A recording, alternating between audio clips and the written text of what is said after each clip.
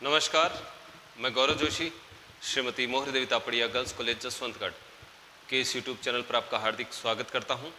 हम पढ़ रहे हैं निगम लेखांकन और इसके अंतर्गत हम पढ़ रहे हैं ख्याति का मूल्यांकन, वैल्यूएशन ऑफ गुडविल। इस चैप्टर का 21वां क्वेश्चन आज की क्लास में सोल्व करेंगे। क्वेश्चन है, निम्नलिखित सूचनाएं एक एकाकी व्यापार से संबंधित है। शुद्ध संपत्तियां 18 लाख रुपए, 10% सरकारी प्रतिभूतियां 2,50,000 रुपए की। तो ये जो शुद्ध संपत्तियां 18 लाख रुपए की, इनमें ये सरकारी प्रतिभूतियां 2,50,000 रुपए सम्मिलित हैं। यानी संपत्तियों में बाहर सरकारी प्रतिभूतियों में किया गया विनियोग भी सम्मिलित है 2,50,000 रुपए का। इस व्यापार के पिछले 3 वर्ष के लाभ दिए गए हैं। 2016 के 2,80,000, 2017 के 2,50,000 और 2018 के 3,10,000। उचित प्रत्याय दर है। ऐसे ही व्यवसाय की जो नॉर्मल रेट ऑफ रिटर्न है, जो सामान्य लाभ की दर है, वो है 10%। स्वामी का उचित पारिश्रमिक 30,000 रुपये प्रति वर्ष है। तो स्वामी जो व्यापार चलाता है उसका जो फेयर रेम्यूनरेशन है, उचित पारिश्रमिक है, वो 30,000 रुपये प्रति वर्ष है। तो हमको इन सूचनाओं के आधार पर ख्याति का मूल्यांकन करना है। और ख्याति का मूल्यांकन के लिए जो विधियां दी गई है, उनमें से जो पहला पूछा गया है, वास्तविक औसत लाभों के 3 वर्षों के क्रय के आधार पर ख्याति का मूल्य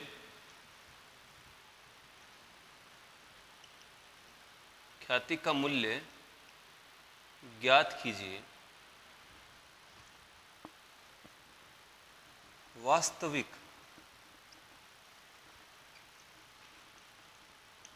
औसत लाभों के 3 वर्षों के क्रय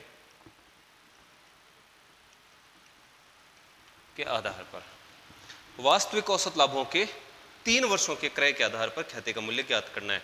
यानी जो व्यवसाय का स्वामी है, अपने व्यवसाय को बेच रहा है, वो ये ख्याति का मूल्यांकन इस आधार पर ख्याति का मूल्य प्राप्त करना चाहता है कि जो इस व्यवसाय से लाभ हो रहे हैं वो 3 वर्षों तक इस व्यवसाय की ख्याति की वजह से होंगे। इसलिए जो वास्तविक औसत लाभ या भविष्य में जो लाभ होंगे, उनके 3 वर्षों के बराबर की रकम ख्याति का मूल्य माना जाएगा। तो हमको ख्याति का मूल्य ज्ञात करना है। इसके लिए हमको पहले वास्तविक औसत लाभ या भविष्य में कायम रहने वाले लाभ कैलकुलेट करने पड़ेंगे। कैलकुलेशन ऑफ एक्चुअल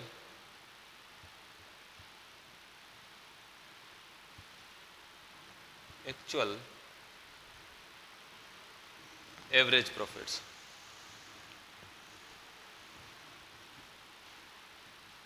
तो पहले एवरेज प्रॉफिट्स यानी पिछले वर्षों के लाभों के आधार पर औसत लाभ ज्ञात करने होंगे। तो 3 वर्ष के लाभ दिए हुए हैं 2,80,000,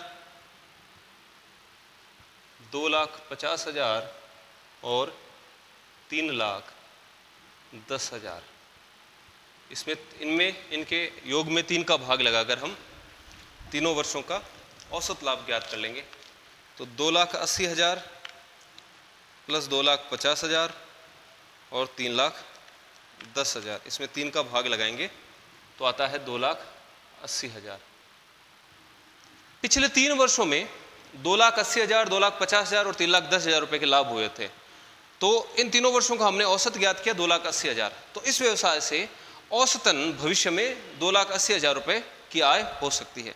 लेकिन क्वेश्चन में एक सूचना दी गई है कि संपत्तियों में एक इन्वेस्टमेंट किया गया है, सरकारी प्रतिभूतियों में, गवर्नमेंट सिक्योरिटीज में इन्वेस्टमेंट किया गया है और उस पर जो इंटरेस्ट मिलता है, जो ब्याज मिलता है, वो 10% मिलता है और इन्वेस्टमेंट का अमाउंट है 2,50,000 रुपए। तो ये जो इनकम हो रही है 2,50,000 रुपए पर 10% के हिसाब से, ये इनकम व्यवसाय की इनकम नहीं है। तो इस व्यवसाय से भविष्य में 2,80,000 रुपए कमाए जाएंगे, ये कहना गलत है, क्योंकि 2,50,000 रुपए सरकारी प्रतिभूतियों में भी इन्वेस्ट किए हुए हैं।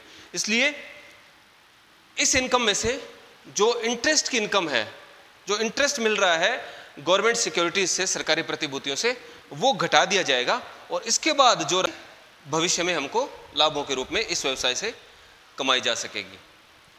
तो इसमें से लेस कर देंगे इंटरेस्ट फ्रॉम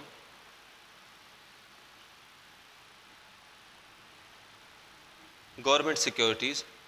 2,50,000 रुपये इन्वेस्ट किए हुए हैं, 10% इन पर ब्याज मिलता है, तो 25,000 रुपये इसमें सम्मिलित हैं। तो 2,80,000 में से 25,000 घटा देंगे तो आता है 2,55,000 रुपये। ये 2,55,000 रुपये व्यवसाय की औसत आय है पिछले वर्षों की। हम चाहते तो ऐसा भी कर सकते थे कि प्रत्येक वर्ष के लाभों में से 25,000 रुपये घटाकर, क्योंकि प्रत्येक वर्ष 25,000 रुपये सरकारी प्रतिभूतियों से ब्याज प्राप्त होता है, तो इसमें भी 25,000 रुपये सरकारी प्रतिभूतियों से प्राप्त हुआ ब्याज सम्मिलित है।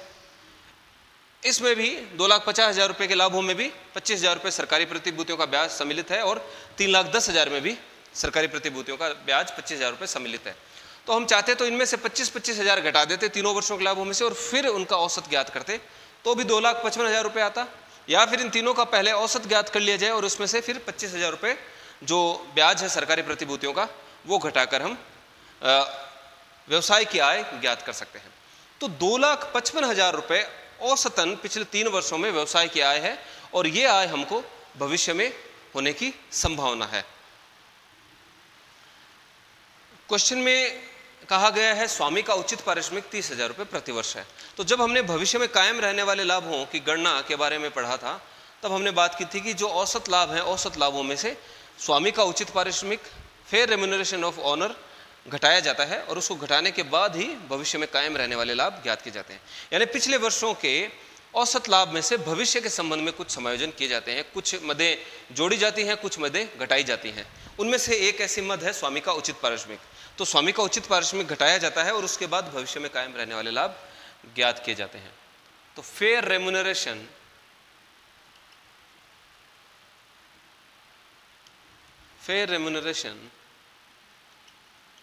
ऑफ ओनर 30,000 घटा दिया जाएगा और इसको घटाने के बाद 2,25,000 रुपये एक्चुअल एवरेज प्रॉफिट है, फ्यूचर मेंटेनेबल प्रॉफिट है। 2,25,000 रुपये इस व्यवसाय से भविष्य में प्रतिवर्ष कमाए जा सकते हैं। ये वास्तविक औसत लाभ है और इन वास्तविक औसत लाभों के 3 वर्षों के क्रय के आधार पर ख्याति का मूल्यांकन करना है। तो जो व्यवसाय का विक्रेता है, जो व्यवसाय का अभी जो स्वामी है, वास्तविक स्वामी, वो कहता है कि प्रत्येक वर्ष 2,25,000 रुपये जो आप लाभ कमाओगे वो इस व्यवसाय की ख्याति की वजह से कमाओगे और वो भी आगे आने वाले 3 वर्षों तक। तो आगे आने वाले 3 वर्षों तक वास्तविक औसत लाभों के मूल्य के बराबर, 3 वर्षों के लाभों के बराबर ख्याति का मूल्य जो है माना जाएगा। इसको हम कहते हैं ईयर्स ऑफ परचेज मेथड, वर्षों की क्रय विधि। इसमें वैल्यू ऑफ गुडविल ज्ञात की जाती है एक्चुअल एवरेज प्रॉफिट या future maintainable profit into number of years या ईयर्स ऑफ परचेज। तो 2,25,000 को 3 से गुणा करके हम ख्याति का मूल्य ज्ञात कर लेंगे 6,75,000 रुपये। तो 6,75,000 रुपये ख्याति का मूल्य होगा। इसमें आगे पूछा है इस क्वेश्चन में कि अधिलाभों के पूंजीकरण के आधार पर ख्याति का मूल्य ज्ञात करने के लिए दूसरी विधि के लिए कहा है कि अधिलाभों के पूंजीकरण के आधार पर। तो हमको अब पहले अधिलाभ ज्ञात करने पड़ेंगे, यानी सुपर प्रॉफिट्स ज्ञात करने पड़ेंगे और फिर उनका पूंजीकरण करना होगा। तो ईयर्स ऑफ परचेज मेथड से ख्याति का मूल्य आ रहा है 6,75,000 रुपये और दूसरा हम ज्ञात करेंगे अधिलाभों के पूंजीकरण के आधार पर। तो हमने एक्चुअल एवरेज प्रॉफिट ज्ञात किए हुए हैं 2,25,000 रुपये। 2,25,000 रुपये एक्चुअल एवरेज प्रॉफिट है।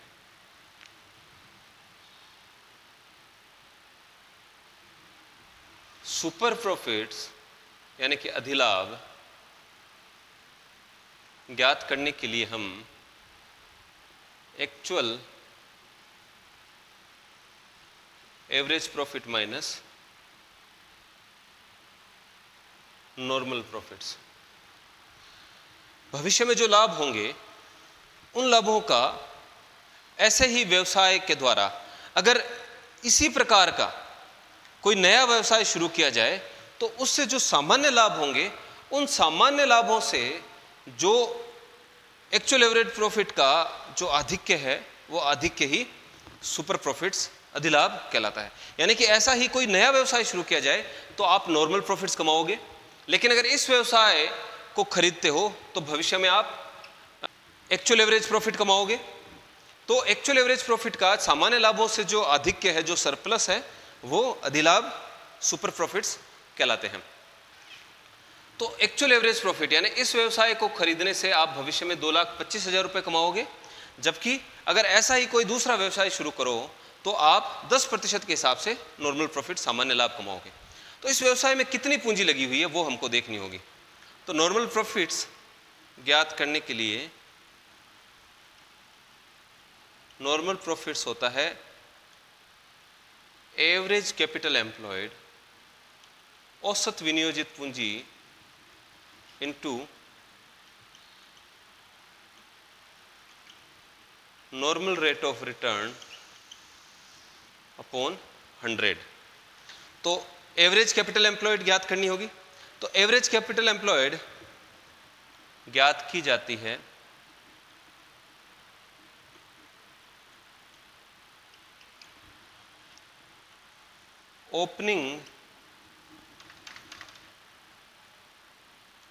Opening capital employed plus closing capital employed upon 2। यानी कि व्यवसाय में वर्ष के प्रारंभ में कितनी पूंजी विनियोजित की गई थी, ओपनिंग कैपिटल एम्प्लॉयड, और वर्ष के अंत में कितनी पूंजी विनियोजित की हुई थी, क्लोजिंग कैपिटल एम्प्लॉयड, और उन दोनों का औसत ज्ञात कर लेते हैं। तो औसतन साल में इतनी पूंजी व्यवसाय में लगी हुई थी, उसका हमको पता लग जाता है। तो क्लोजिंग कैपिटल एम्प्लॉयड, तो जो भी सूचना दी गई है वो सूचना वर्ष के अंत की है। तो वर्ष के अंत में शुद्ध संपत्तियां हैं 18 लाख रुपए की, लेकिन इस 18 लाख में 2,50,000 रुपए सरकारी प्रतिभूतियों में विनियोजित किए हुए हैं, एम्प्लॉय किए हुए हैं। तो 2,50,000 रुपए इनमें से घटा दिए जाएंगे और 2,50,000 घटाने पर क्लोजिंग कैपिटल एम्प्लॉयड ज्ञात हो जाएगी। यानी कि शुद्ध संपत्तियां आ रही है 18 लाख रुपए की, लेकिन इस 18 लाख रुपए पूरे के पूरे व्यवसाय में विनियोजित नहीं किए हुए हैं। इन 18 लाख रुपए में 2.5 लाख रुपए ऐसे हैं जो सरकारी प्रतिभूतियों में लगाए हुए हैं, यानी कि वो व्यवसाय के बाहर लगाए हुए हैं। तो 18 लाख में से 2,50,000 हम घटाएंगे तो 15,50,000 रुपये व्यवसाय में लगाए हुए हैं वर्ष के अंत में। अब वर्ष के अंत में अगर 15,50,000 रुपये लगाए हुए हैं, एम्प्लॉय किए हुए हैं, तो ओपनिंग कैपिटल एम्प्लॉयड कितनी होगी, वर्ष के शुरुआत में कितने रुपए लगे होंगे। तो 15,50,000 रुपये वर्ष के अंत में है, तो शुरुआत में कितने थे ये ज्ञात करने के लिए हम वर्ष के लाभ क्लोजिंग कैपिटल एम्प्लॉयड में से घटा देते हैं। तो 15,50,000 रुपये वर्ष के अंत में है, वर्ष के शुरुआत में जो पूंजी थी उसमें लाभ जुड़ गए होंगे और बाद में ही क्लोजिंग कैपिटल एम्प्लॉयड आई होगी। तो 15,50,000 रुपये में वर्ष के दौरान कमाए हुए, यानी 2018 वर्ष में कमाए हुए 3,10,000 रुपये शामिल हैं। तो इन 3,10,000 रुपयों को अगर हम निकाल दें 15,50,000 में से, वर्ष के दौरान कमाए हुए लाभों को अगर हम निकाल दें तो ओपनिंग कैपिटल एम्प्लॉयड ज्ञात हो जाएगी 12,40,000 रुपये की। तो वर्ष के प्रारंभ में 12,40,000 रुपये लगाए हुए थे व्यवसाय में, फिर साल भर में 3,10,000 रुपये कमा लिए गए, वो भी व्यवसाय में विनियोजित कर दिए गए। तो वर्ष के अंत में 15,50,000 रुपये व्यवसाय में विनियोजित किए हुए हैं। हालांकि शुद्ध संपत्ति 18 लाख की है, लेकिन 2.5 लाख रुपये बाहर सरकारी प्रतिभूतियों में विनियोजित किए हैं, ना कि व्यवसाय में। तो ओपनिंग कैपिटल एम्प्लॉयड है 12,40,000 और क्लोजिंग कैपिटल एम्प्लॉयड है 15,50,000, और इनमें दोनों के टोटल में 2 का भाग लगा देंगे। 12,40,000 और 15,50,000, इन दोनों के टोटल में 2 का भाग लगाने पर आ रहा है 13,95,000। तो 13,95,000 इस व्यवसाय में औसत पूंजी विनियोजित की हुई है। तो 13,95,000 रुपये लगाकर 2,25,000 रुपये के लाभ भविष्य में कमाए जाएंगे। तो इस व्यवसाय में 13,95,000 रुपये लगाए गए हैं और आशा ये है कि भविष्य में 2,25,000 रुपये प्रतिवर्ष कमा लिए जाएंगे। और अगर 13,95,000 रुपये ही किसी नए व्यवसाय में लगाया जाए, जो कि पुराना जमा जमाया व्यवसाय नहीं हो, कोई नया व्यवसाय शुरू किया जाए 13,95,000 रुपये की औसत पूंजी लगाकर, तो इस 13,95,000 रुपये से 13,95,000 रुपये पर 10% के हिसाब से ही लाभ कमाया जा सकेगा। तो 13,95,000 का 10% है 1,39,500 रुपये। तो नॉर्मल प्रॉफिट्स होंगे 13,95,000 रुपये लगाकर 1,39,500, जबकि जो भविष्य में कायम रहने वाले लाभ होंगे इस व्यवसाय से वो होंगे 2,25,000 रुपये के।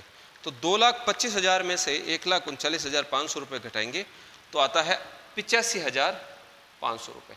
यानी कि इस व्यवसाय को खरीदने से 85,500 रुपये लाभ अधिक कमाए जा सकेंगे, और जिसका कारण है व्यवसाय की ख्याति। व्यवसाय की ख्याति के कारण ही अधिलाभ कमाए जाएंगे, सामान्य लाभों से अधिक लाभ कमाए जाएंगे। इनका पूंजीकरण करने के लिए कहा है कि इनका पूंजीकरण करके जो अमाउंट आएगा वही ख्याति का मूल्य होगा। तो वैल्यू ऑफ गुडविल